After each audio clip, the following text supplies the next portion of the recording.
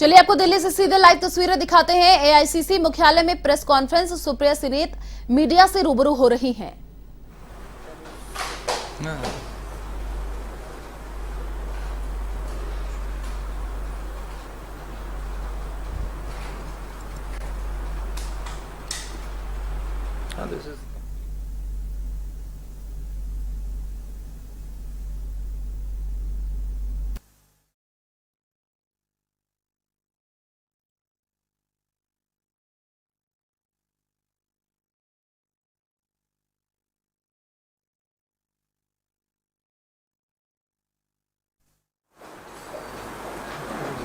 Can we start? Are you guys ready?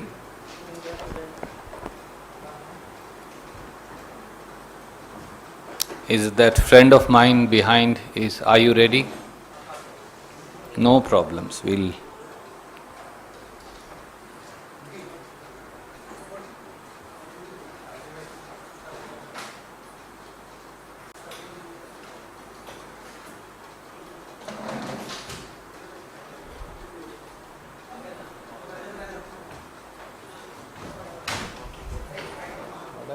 I'll just continue to sit here because otherwise it will disrupt your PC. She will just exchange seats. No.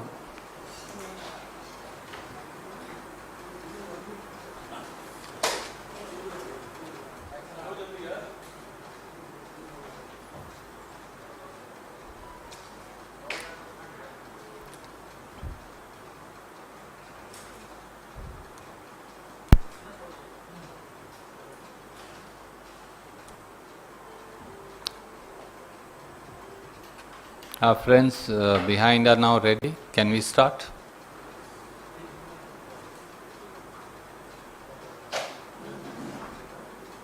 नमस्कार दोस्तों,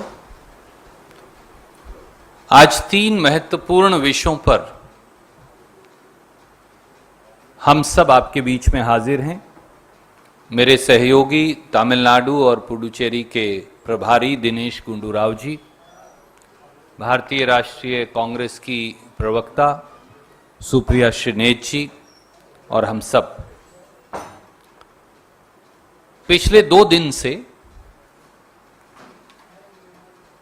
Congress party के महासचिवगण और प्रभारीगण Congress party के संगठन महासचिव के नेतृत्व में चिंतन शिविर में दिए गए मार्गदर्शन और नीतिगत निर्णयों पर मंथन कर रहे हैं। भविष्य के रास्ता क्या होगा, चिंतन शिविर के निर्णयों को किस प्रकार से उनका क्रियान्वयन होगा, किस प्रकार से चिंतन शिविर द्वारा दिए गए मार्गदर्शन, दिशा निर्देश, दृष्टि, उसको किस प्रकार से भारतीय राष्ट्रीय कांग्रेस आगे लेकर जाएगी, पिछले 2 दिन से इन पर लगातार मंथन हुआ। और कल और आज की बैठक के बारे में आप कई बार पूछ चुके हैं। 3 निष्कर्ष अभी तक उसके निकल चुके हैं और जिन पे आगे कार्रवाई होगी।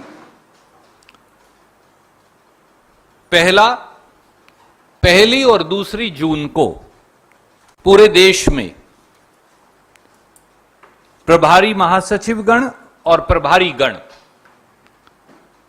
2 दिन की स्टेट वर्कशॉप्स करेंगे, जिसमें पार्टी के विधायकगण, सांसदगण, पार्टी के उम्मीदवारगण, पार्टी के पदाधिकारी, जिला कांग्रेस कमेटी के अध्यक्षगण, वो सब उसमें हिस्सा लेंगे।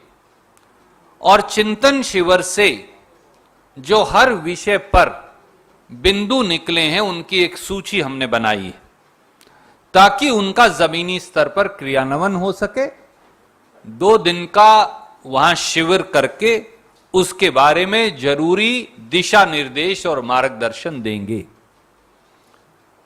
उसके फॉलो अप में 11 जून को जिला कांग्रेस कमेटी इसी प्रकार का 1 दिवसीय शिविर लगाएंगी और जो निर्णय उदयपुर ऐलान के अंदर शामिल हैं उसे जिला स्तर और मंडल स्तर तक, ब्लॉक स्तर तक लागू करने बारे वहां स्पष्ट दिशा निर्देश, समय सीमा और मार्गदर्शन दिया जाएगा।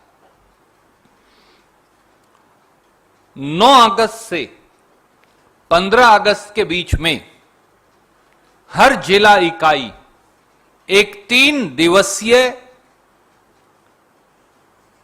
आजादी गौरव यात्रा निकालेगी, जिसमें आजादी की 75वीं वर्षगांठ पर 75 पदयात्री कंपलसरी और हजारों और कांग्रेस के साथी शामिल होंगे।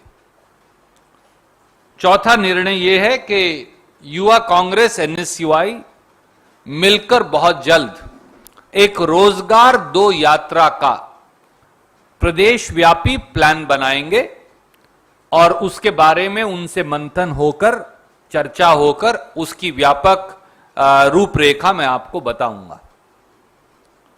Friends, over last 2 days after the conclusion of the Udaipur Navsankalp Chintan Shivar and the Udaipur Declaration, under the guidance of the General Secretary Organization, all the in-charges and General Secretaries of the Indian National Congress have conferred with each other. And post these 2 days of discussions, we've taken 4 concrete follow-up decisions. The first one is that on 1st and 2nd June, there will be a state-level Shivar in all the states across India, in which all the highlights, points and the way ahead taken from the Udaipur Declaration will be communicated to the leaders and grassroots workers. These Shivars will be attended by our MPs, our MLAs, our MP and MLA candidates, our district Congress committee presidents, our Pradesh Congress committee office bearers and prominent leaders of the party. Secondly, as a follow-up thereto, on 11th of June, a similar one-day Shivar will be held in on district Congress committee. The whole idea is to carry forward up to the grassroots the various highlights and points on which a way forward has been decided for the party by the Udaipur Navsankalp Chintan Shivar. Thirdly, an Azadi Gaurav Yatra spanning over 3 days shall be undertaken by all district units between 9th to 15th of August, where 75 people, in accordance with the 75th anniversary of India's freedom, will walk permanently and hundreds and thousands will join them. On 15th of August, the Pradesh Congress committees will organize one major function to commemorate the sacrifices and the lessons of the freedom movement. Fourthly, the Youth Congress and NSUI will undertake the Rozgar Do Yatra. We will be conferring with their leadership and the way forward will be decided at that point of time. Secondly, the second issue that I'm here for, and then an extremely important issue Supriya ji will address. Today, the Supreme Court decision has come on release of a convicted for the terrorist murderous attack and assassination of former Prime Minister Shri Rajiv Gandhi. The background is like this. On 9th of September 2018, the then AIA-DMK BJP government in Tamil Nadu recommended release of all 7 persons convicted for the assassination of former Prime Minister Shri Rajiv Gandhi.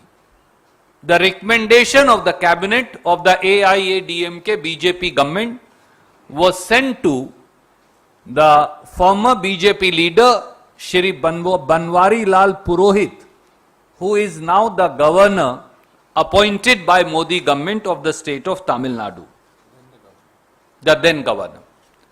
Mr. Banwari Lal Purohit, the then governor, just sat over the recommendation. He did not accept or reject. He instead referred the matter to President of India. The President of India also did not decide.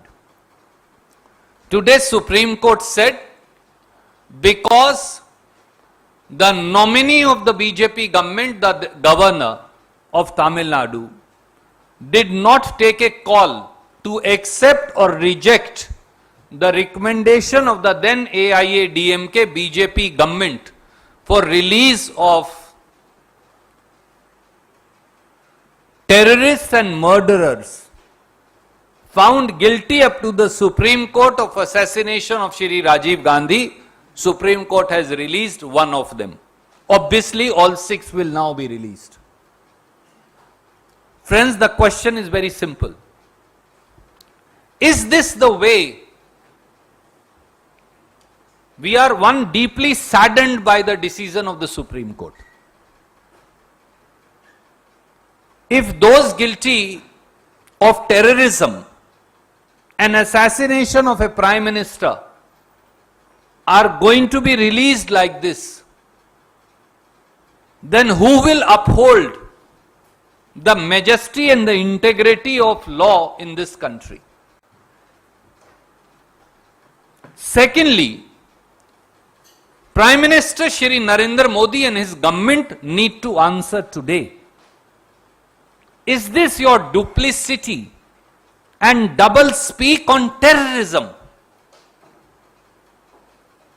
Are you going to be complicit in release of terrorists and murderers of the former Prime Minister of this country by silence? Is it acquiescence by silence? A nominee of Government of India does not take a call to reject such a decision of the Cabinet of the state of Tamil Nadu. He instead refers it to President of India, and the President of India does not decide. So by default, you are permitting terrorists and murderers of late Shri Rajiv Gandhi to be released. Is this nationalism? Is this the duty you owe to this country? Is this the way that you are going to deal with people who are guilty of not a Congress leader, but a former Prime Minister of India? This has exposed the deep-rooted prejudice that pervades in the mind and the psyche of Prime Minister and his government. It's reprehensible and condemnable. साथियों, आज का supreme court का फैसला दुर्भाग्यपूर्ण है और इससे करोड़ों करोड़ों भारतीय उनकी आत्मा आहत हुई है, क्योंकि सुप्रीम कोर्ट ने श्री राजीव गांधी के एक हत्यारे को आज रिहा कर दिया। तथ्य बड़े स्पष्ट हैं और जिम्मेवार सीधी मोदी सरकार है। 9 सितंबर 2018 को तत्कालीन बीजेपी AIA-DMK गवर्नमेंट ने, कैबिनेट ने उस समय के गवर्नर श्री बनवारी लाल पुरोहित, जो पूर्व बीजेपी नेता हैं और जिन्हें मोदी जी ने तमिलनाडु का गवर्नर लगाया था, उनको यह सिफारिश भेजी कि राजीव गांधी जी की हत्या के 7 हत्यारों को रिहा कर दिया जाए। श्री बनवारी लाल पुरोहित तत्कालीन गवर्नर तमिलनाडु ने निर्णय लेने से कोई निर्णय नहीं लिया, ना हां में ना ना में। उल्टा अपना पल्ला झाड़ते हुए राष्ट्रपति जी को भेज दिया मामला। राष्ट्रपति जी ने भी कोई निर्णय नहीं लिया। नतीजा यह हुआ कि आज सुप्रीम कोर्ट ने कहा कि क्योंकि श्री बनवारीलाल पुरोहित जो भाजपा के पूर्व वरिष्ठ नेता हैं, उनकी राष्ट्रीय कार्यकारिणी और शायद महासचिव और उपाध्यक्ष भी रहे हैं, वो गवर्नर तमिलनाडु थे, उन्होंने भी और राष्ट्रपति जी ने कोई निर्णय नहीं लिया। इसलिए इस देरी को देखते हुए और निर्णय ना लेने की भारत सरकार के नॉमिनी गवर्नर और राष्ट्रपति जी के निर्णय को ना निर्णय लेने को कारण को देखते हुए उन्होंने राजीव जी की हत्या के एक हत्यारे को रिहा कर दिया। स्वाभाविक तौर से अब सब हत्यारे रिहा हो जाएंगे। मोदी जी, कांग्रेस और भाजपा छोड़िए, क्या यही आपका राष्ट्रवाद है? क्या यही आपका तौर तरीका है कि कोई निर्णय ही ना लो और आखिर में अदालत उस आधार पर राजीव गांधी जी के हत्यारों को रिहा कर दे? अगर हर वो व्यक्ति जिसको आजीवन कारावास हुआ है उसे छोड़ना है, तो फिर हजारों तो तमिलियंस हैं जो जेलों में बंद है आजीवन कारावास के लिए, उन्हें भी छोड़ दीजिए। और हिंदुस्तान की जेल में जितने आजीवन कारावास के कैदी हैं उनको भी छोड़ दीजिए, और कानून और संविधान भी छोड़ दीजिए। आज देश के लिए एक दुखद दिन है। न केवल कांग्रेस के हर साथी में को अथाह दुख और रोष है, पर इस देश के हर व्यक्ति को जो भारत और भारतीयता में विश्वास रखता है, जो उग्रवाद के खिलाफ लड़ने में विश्वास रखता है, जो भारत की संप्रभुता और अखंडता को चुनौती देने वाली हर ताकत को मुंह तोड़ जवाब देना चाहता है, आज उस हर व्यक्ति की आत्मा छलनी हो गई होगी। क्योंकि ये कांग्रेस के नेता का सवाल नहीं, इस देश के प्रधानमंत्री थे श्री राजीव गांधी, जिन्होंने इस देश के लिए कुर्बानी दी थी। राजीव जी ने कांग्रेस नहीं, देश के लिए कुर्बानी दी थी। और अगर उनके हत्यारों को आज की सरकार अपनी छोटी और सस्ती राजनीति के लिए रिहा करवाने में को अदालत को हालात पैदा कर देगी, तो यह अपने आप में अति दुर्भाग्यपूर्ण है, निंदनीय है, और हम इसकी कड़े से कड़े शब्दों में निंदा करते हैं। देशवासी अवश्य देख लें कि किस प्रकार की सरकारें आज सत्ता में हैं और उग्रवाद को लेकर उनका रवैया क्या है। एक तीसरा पहलू बड़ा महत्वपूर्ण है। 30 साल में जो नहीं हुआ वो आज हो रहा है, और मेरी सहयोगी आदरणीय सुप्रिया श्रीनेत जी उस पर आपसे बात करेंगे और फिर हम आपके सवालों का जवाब देंगे। इधर आ जाइए सुप्रिया। नमस्कार। जैसा कि सर ने कहा, खाने और ईंधन के बेलगाम दामों के चलते आज जो थोक महंगाई की दर है वो 30 साल का रिकॉर्ड तोड़ रही है। और इससे पहले कि भाजपा की सरकार, उनके प्रवक्ता, उनकी ट्रोल आर्मी ये कहने पर जुट जाए कि ये रशिया यूक्रेन वॉर के चलते हो रहा है, ये बिल्कुल झूठ है। क्योंकि थोक महंगाई दर लगातार 13 महीने से बढ़कर डबल डिजिट में रह रही है, और आज उसने 30 साल का रिकॉर्ड तोड़ दिया है 15.08% पर। यह सरकार की उदासीनता है, यह उनकी बेरुखी है, यह बेवकूफी है, हम नहीं जानते, लेकिन कहीं ना कहीं यह हम सबके जीवन पर प्रभाव डालेगा। यह थोक महंगाई दर जरूर है, लेकिन इसका असर खुदरा महंगाई दर पर, रिटेल इन्फ्लेशन पर जरूर होने वाला है। और बताना यहां पर इसलिए जरूरी है, किस चीजों के दाम बढ़े हैं।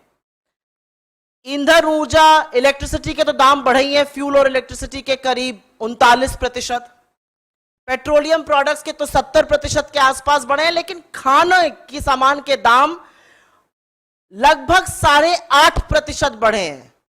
और जिसको कमर तोड़ महंगाई कहते हैं वो यही है। और सबसे ज्यादा अगर आग लगी है किसी चीज के दाम में तो वो है सब्जियों के दाम। आलू जैसी सब्जी के दामों में भी आग लगी हुई है, और सरकार की बेरुखी आम आदमी के पॉकेट में डाका डालना और उनके गले रेतने के बराबर है। यहां पर यह बताना जरूरी है कि जो थोक महंगाई दर होती है उसका करीब 65% कंपोनेंट मैन्युफैक्चर्ड गुड से आता है।